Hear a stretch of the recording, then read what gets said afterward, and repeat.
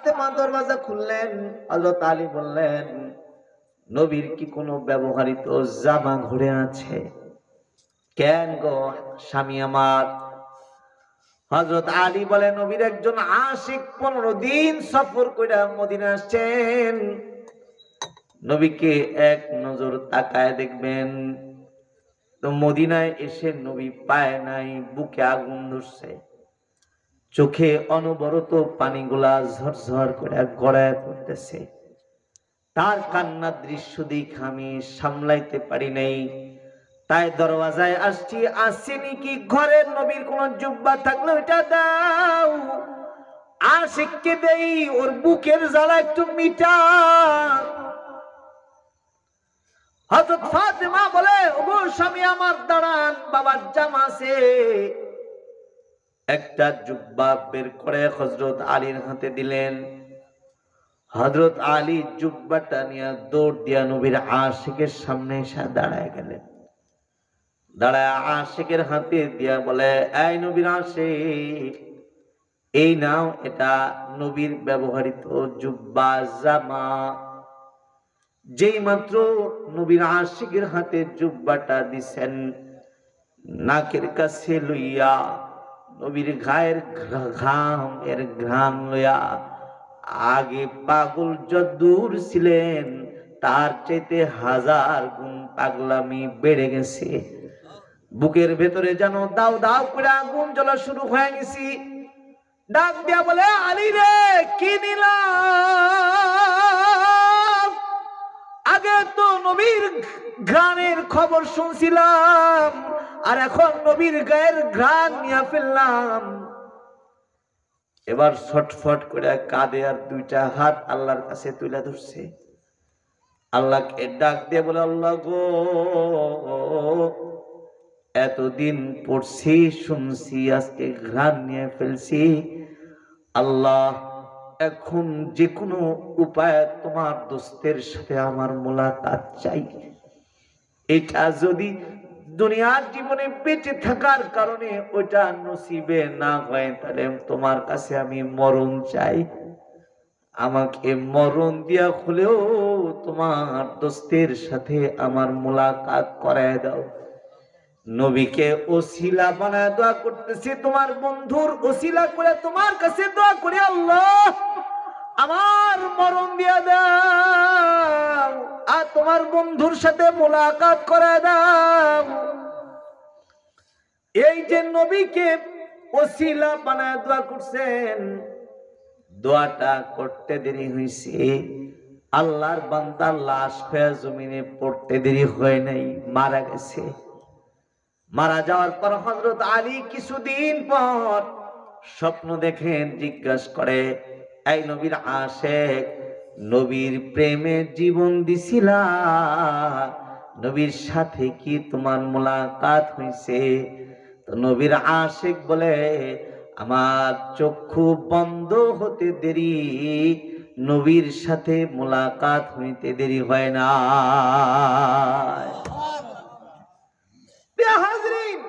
তার মানে নবীর নাম দোয়ায় ঢুকলে কবুল হয়, বদদোয়ায় ঢুকলেও কবুল হয়।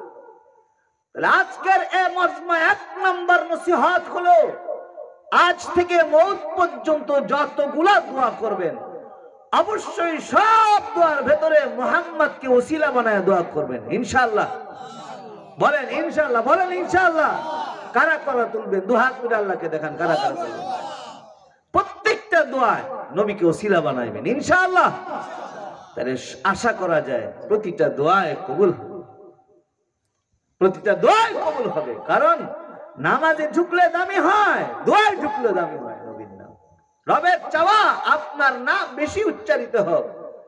এজন্য কোরআনুল কারীম আল্লাহ পাক বলেন, ওয়ারাফা'না লাকা যিকরাক। ওগো বন্ধু, আপনার আলোচনাটা আমি সমুন্নত করেছি, সবচেয়ে বেশি করছি। আপনার প্রতি মহব্বত আমি ঈমান করেছি। রবের প্রতি মহব্বত যেমন ঈমান, নবীর প্রতি মহব্বত তেমন ঈমান। এই আল্লাহর প্রতি মহব্বত, এটা কি? ঈমান। বলেন, এটা কি? নবীর প্রতি মহব্বত তেমন ঈমান, তেমন এখন এই মহব্বত কি শুধু দোয়াই করবেন, দোয়ার ভেতর, এর বাইরে না? এর বাইরে নবীর মহব্বত প্রকাশ করবেন না? কোথায় করবেন? সপ্তাহে 2 রাকাত নামাজে? হ্যাঁ,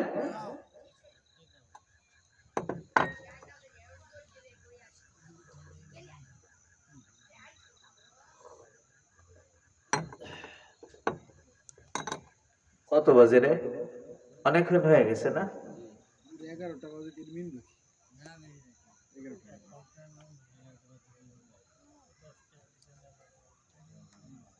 এই পর্যন্ত থাকলে ভালো হয় না? হ্যাঁ, 11:30 পর্যন্ত তো যান।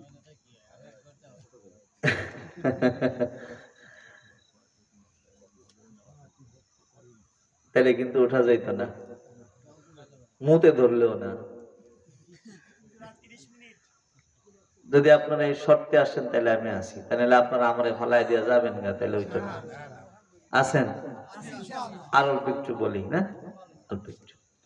তাহলে মহব্বত কি শুধুমাত্র দুয়ার ভেতরে করবেন না, হার হার কর্মে করবেন, প্রতিটা কাজে কাজে করবেন ইনশাআল্লাহ। সপ্তাহে 2 রাকাত নামাজে করবেন। অনেকে আছে ইবাদত হিসাবে জানে যে সপ্তাহে 2 রাকাত নামাজ, যার আগে 4 রাকাত নাই, পরের 4 রাকাত নাই, 2 রাকাত পড়ে আল্লাহরে টাটা দিয়ে আল্লাহ আজকের মতো এই সপ্তাহে ধরে এটাই শেষ, আর আগামী সপ্তাহে আপনার সাথে সাক্ষাৎ দিতে।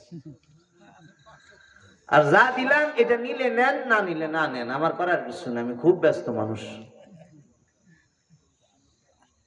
আপনাদের এলাকায় নাই? সপ্তাহে 5 ওয়াক্ত নামাজ পড়ে, হ্যাঁ,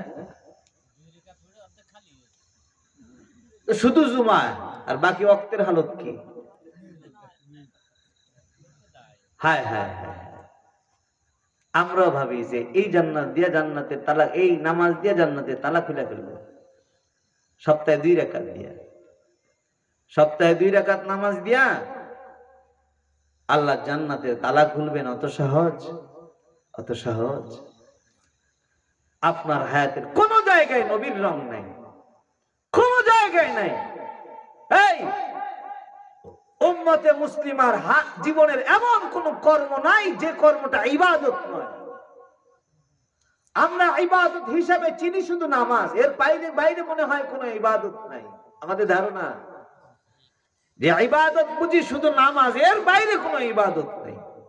অথচ মুমিনের জিন্দেগিতে এমন কোন কর্ম নাই যেটা ইবাদত নয়। মুমিনের বাথরুম করাটা ইবাদত। এই বাথরুম করা কি ইবাদত? খানা খাওয়া এটাও ইবাদত। 20 মিনিট ধরে খানা খাইবেন, 20 মিনিট ধরে আল্লাহ পাক নফল ইবাদত হিসেবে আমলনামায় জমা করে দিবেন। তবে ওই খানা খাওয়ার ভেতরে নবীর প্রেম থাকতে হবে, নবীর রং থাকতে হবে।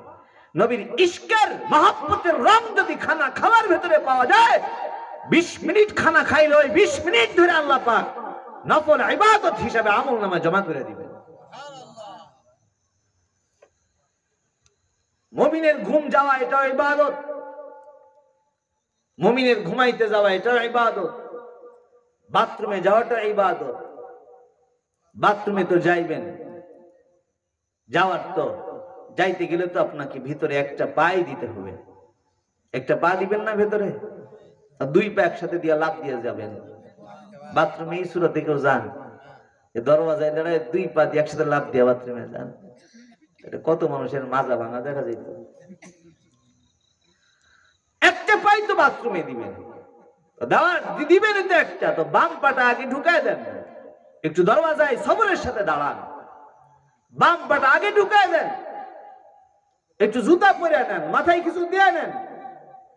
এবার বসার কাছাকাছি যে সতর খুলেন, ঢোকার আগে একটু দোয়া পড়ে নেন, আল্লাহুম্মা ইন্নী আউযু বিকা মিনাল খুবুতি ওয়াল খাবাইথ। আল্লাহ, এখানে তো খারাপই থাকে, বাথরুমে তো খারাপ জিন ভূত থাকে, শয়তান থাকে, এইগুলা থেকে আমাকে বাঁচাও আল্লাহ। এটা বইলা ঢুকেন। বসার কাছাকাছি যে তারপরে যে সতর খুলেন। অনেকে আছে বাথরুম করবে ওই এলাকায়, ওই এই জায়গা থেকে রেডি, অবশ্য করে রেডি, মানে ওনার কাছে পার্টস পাতি যা আছে এলাকা সেটা দেখায়। ওই যে আমাদের, আমি গল্প শুনছি, উনি এখনো বেঁচে আছেন আমাদের গ্রামে। তো ওনার এই ছোট্টবেলায় উনি যখন জোয়ানিতে পা দিছে, 16-17 বছর বয়স, তো তখন একজনে বলে, তুই যদি এখান থেকে সুইচ গেট পর্যন্ত তুই লুঙ্গি উঁচা করে যাইতে পারো, তাহলে এক প্যাক বিড়ি দিব। উনি এক প্যাক বিড়ির কাছে ইজ্জত খোয়াইছে, এলাকাবাসীরে ওনার যা যা আছে সবটি দেখাইছে। হাসলেন যে হায়া লজ্জা কেমন গুরুত্বপূর্ণ জানেন? আল্লাহর নবী বলছেন, আল হায়া শুবাতুম মিনাল ঈমান। লজ্জা এটা ঈমানের সাধারণ অঙ্গ না, বিশেষ অঙ্গ। সাধারণ না বিশেষ। যার হায়া নাই ওর ঈমানও নাই, যার লজ্জা নাই ওর ঈমানও নাই। সদর খুলবেন, এটা বসার কাছাকাছি যায় খুলুন, হাজত পুরা করেন, বের হবেন তো দুইটা পা দিয়ে তো লাভ দিয়ে বের হবেন, একটা পাই বের করে দিবেন, তো ডান পাটা আগে বের করেন। বাইরে বের হয়ে একটু দোয়া পড়ে নেন, গুফরানাকাল হামদুলিল্লাহিল্লাযী আযহাবা আন্নিল আযা ওয়া আফানি। দোয়া পড়ে নেন। তো বাথরুমে যতক্ষণ ছিলেন এই 30 মিনিট 15 মিনিট আল্লাহ পাক নফল ইবাদত হিসেবে আমলনামায় জমা করে দিলেন। খানা খাইবেন তো খানা খাওয়ার আগে একটু দেখায়, খানাটা দেখায় একটু দোয়া পড়ে নেন, আল্লাহুম্মা বারিক লানা ফীমা রাযাকতানা ওয়া কিনা আযাবান নার। আল্লাহ এই রিজিকে বরকত দাও আর আযাব থেকে আমাকে বাঁচাও। বিসমিল্লাহি ওয়া আলা বারাকাতিল্লাহ বইলা খানা খান। 30 মিনিট ধরে খাইছেন খানা, এটাও আল্লাহ পাক নফল ইবাদত হিসেবে আমলনামায় জমা করে দিবেন। আমরা ইবাদত হিসেবে জুমার দিন চিনি, স্ত্রী সহবাস করে এটাও না কামল, স্ত্রীর কাছে যাওয়া এটাও না কামল, যদি নবীর সুন্নাত তরিকায় হয়। আপনি বিয়া করছেন, বিয়া কইরা বউটা উঠাইছেন বন্ধুর কোলে, যে গাড়ি পর্যন্ত তো আমি নিলে শরম লাগে, তুই নে একটু আমার বউটা কোলে করে গাড়িতে দিয়ে। আপনাদের সামনে বানিয়ে বানিয়ে কিচ্ছা বলছি না, বাস্তব জীবনের কিছু দৃশ্য বলছি। আমি আমার জিন্দেগিতে দেখা, বয়স তো অনেক বেশি আমার না, অনেক বেশি, যে কারোর ছেলের বয়সী বয়স আমার, কারোর পুতার বয়সী বয়স আমার। তা আমি আমার দেখা দৃষ্টিতে কিছু দেখছি, এটা বলছি যে আমি যাদের সাথে স্কুলে পড়েছি, ক্লাস 7 পর্যন্ত স্কুলে পড়েছি, এরপরে মাদ্রাসা এসেছি, তো আমি আমার ওই যে 7 পর্যন্ত সময়কালের কিছু বন্ধু বান্ধব তো ওই জগতেই হয়ে গেছে আগে থেকে। মাদ্রাসায় আসার কারণে হয়তো একটা সময় তারা আমার থেকে আলাদা হয়ে গেছে, দূরে চলে গেছে, কারণ আমি থাকলে বিড়িতে সমস্যা, গাঁজায় সমস্যা আছে, সিনেমা দেখতে গেলে সমস্যা আছে, এই জন্য আলাদা হয়ে গেছে। ওই বন্ধুদের ভেতরে এক বন্ধু বিয়ে করছে, বিয়ে করে গাড়িতে বউ উঠাবে, আর এক বন্ধুর দায়িত্ব দিছে, ওইটা তুই উঠা। অধিকাংশ এই যতগুলা বিবাহ আমাদের দেশে প্রচলিত বিবাহ হয়, অধিকাংশ গুনার রাজ্যে ভরা, গুনাহ ছাড়া আর বিয়া হয় না, ঠিক না বেঠিক? দেখতে হাজী সাহেব টাকা আছে, টাকার অঙ্ক যত বড়, গুনার রাজ্য তত বড়, ঠিক না বেঠিক? পাপ ছাড়া বিয়া হয় না। বাসর রাত্রে স্ত্রীর কাছে যাবে, তখনও পাপ করতে করতে যায়, সিনেমা চালায়, বিবির কাছে যায়, পাপের দৃশ্যগুলা এগুলা ট্রেনিং প্রাপ্ত হয়ে তারপরে স্ত্রীর কাছে যায়। খাবিস আখবাসুন নাস, আকল নষ্ট হয়ে গেছে তোর, কারণ এই পন্থা অবলম্বন করে কোন পবিত্র সন্তান জন্ম দেওয়া সম্ভব নয়, ঠিক না বেঠিক? পবিত্র সন্তান, এ কারণে এই সন্তানগুলা যখন বড় হয়, বাবার কল্লার কাছে ছুরি ধরে বলে, গাঞ্জার টাকা দিবি না তোর ছুরি দিয়ে আঘাত করে চিরতরে বিদায় করে। প্রিয় হাজিরিন, তার মানে হইল আপনি সব জায়গায় নবীর সুন্নাহকে ফলো করবেন, মহব্বত প্রকাশ করবেন ইনশাআল্লাহ। যদি জিন্দেগিতে কোনো গুনাহ হয়ে যায়, কোন গুনাহ হয়ে গেছে, তাহলে আপনি মাপ চাইবেন আল্লাহর কাছে।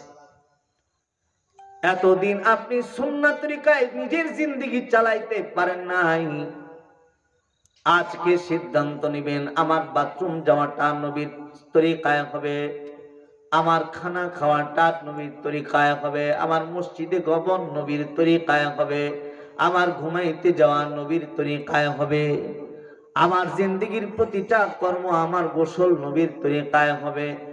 যদি এমন সিদ্ধান্ত নিয়ে আজকে তওবা করে নেন, তাহলে আল্লাহর নবী বলে আত্তাইবু মিনাদ যামবি কামান লা যামবালা, কেউ যদি তওবা করে নেয় তাহলে তার পেছনের গুনাহ এমন পরিচ্ছন্ন হয়ে যায় কেমন যেন ও কোনো গুনাহ করে নাই।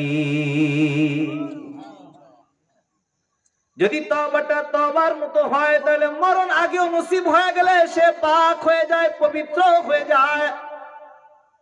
ইতিহাসের পাতা থেকে একটা ওয়াকিয়াত শোনায়া আমি আমার আলোচনার শেষ। ইতিহাসের পাতায় শ্রেষ্ঠ বুজুর্গের নাম হযরত হাসান বসরি রহমাতুল্লাহি আলাইহি। হাসান বসরির নাম শুনছেন? হাসান বসরি রহমাতুল্লাহি আলাইহি ইতিহাসের পাতায় একজন বুজুর্গের নাম বললাম। এই হাসান বসরি রহমাতুল্লাহি আলাইহির কাছে একজন মহিলা মুরিদ হইছে। কি হইছে? কথা শুনতেছেন? কি হইছে? মুরিদ হইছে। হাসান বসরি রহমাতুল্লাহি আলাইহির তার কাছে, হাসান বসরি রহমাতুল্লাহি আলাইহির কাছে মুরিদ হইছেন। আপনারা যেমন চরমনায় যান আল্লাহর ওলিদের হাতে হাত রেখে সোহবত প্রাপ্ত হওয়ার জন্য, শশিনায় যান ওলিদের দরবার থেকে নসিহত নেওয়ার জন্য, তাবলীগ জামাতে যান আলেম উলামা থেকে নসিহত প্রাপ্ত হওয়ার জন্য, যেমন বিভিন্ন আল্লাহর ওলিদের খাজানায় আপনি যে অংশগ্রহণ করেন নিজের চরিত্র সুন্দর করার জন্য, এই মহিলা হাসান বসরি রহমাতুল্লাহি আলাইহির কাছে বায়াত হইছেন যে হাসান বসরি যেভাবে যেভাবে বলবেন আমি আমার হায়াতকে তেমন করে সাজাবো।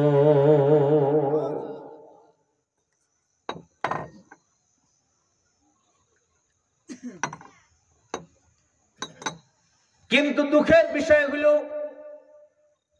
এই মহিলার একটা ছোট্ট বাচ্চা আছে, একেবারে বাচপান ছোট। এই বাচ্চাটা রেখে তার বাবার ইন্তেকাল হয়ে যায়।